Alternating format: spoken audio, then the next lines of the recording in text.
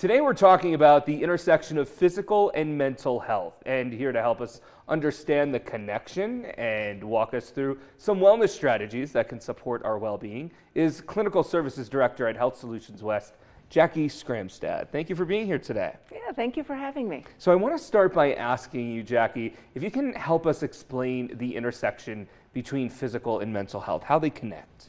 Sure, happy to. I think for a long time, there was this idea that you treat the physical part of your body and you treat the brain and the mental health part of your body separately. But that really is old school thinking. We have to treat the whole person. And there's such an intersection. So one of the examples that I have is if you're struggling with, say, depression, anxiety, stress, that takes energy. Oh yeah. Right? It can take a lot out of you. It takes a lot out of you. And so that energy is, it exhausts you. And so you might not have the energy to go out and do the things that help you stay well. And you may compromise your immune system because all that energy is not going to fighting and keeping you healthy. It's going to dealing with those other things. So you might start getting physically ill and having more every cold that comes into the office, right? You're the one that catches it. And so there's that intersection. And then the more you feel lousy physically, guess what? The more that's going to impact your stress and your depression and your anxiety. So it really starts this loop, and you really have to address both.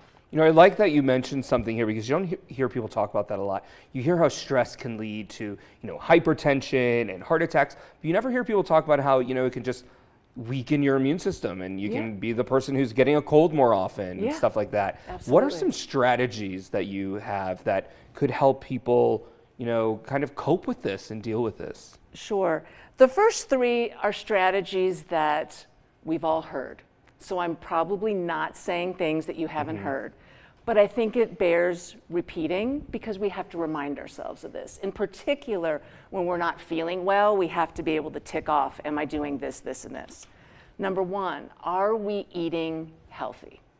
Are we following some basic nutrition, like getting the different food groups? We limiting sugar, alcohol, caffeine, things like that that can impact our bodies. So are we eating well? Two, are you sleeping?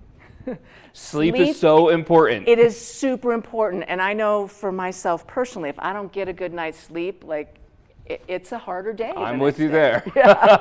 So sleep is critical. And one of the ways to help get a good sleep pattern is to try and go to bed and wake up similar times every day. Like the same pattern every day. The same I pattern hear that every a lot. day. Yeah. Why is that so important?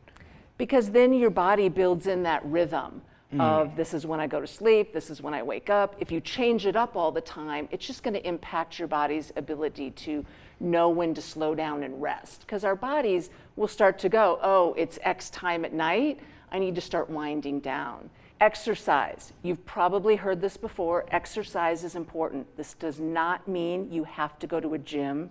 Does not mean you have to be doing a big cardio workout. It does mean moving. Are you walking? Park at the farthest parking spot in the grocery store and walk, add more steps to your day. It's about movement. It's about getting out and being active, even if it's just walking around more. And then the other one that we probably don't talk enough about is community and social interactions. Are you interacting with family, with friends, community people, organizations, groups? Social connection is really important to health and well-being. All right. Do you have any realistic strategies that could be easy for people who are struggling to get out of bed during the day, to feel motivated to go to the gym or feeling motivated to just, go about and do day-to-day activities? Yeah, that's a really good question because that is that intersection, right? When you're feeling lousy from a mental health perspective, it's often hard, even when you know what to do, to get up and do it. I would say first and foremost, and this is about community, do you have friends, family, trusted people that you can say, hey, I'm struggling. Can you go for a walk with me around the block every day? Or can we check in every day at 9 o'clock and make sure I'm out of bed? Or, how do we enlist the people in our lives that are our supports?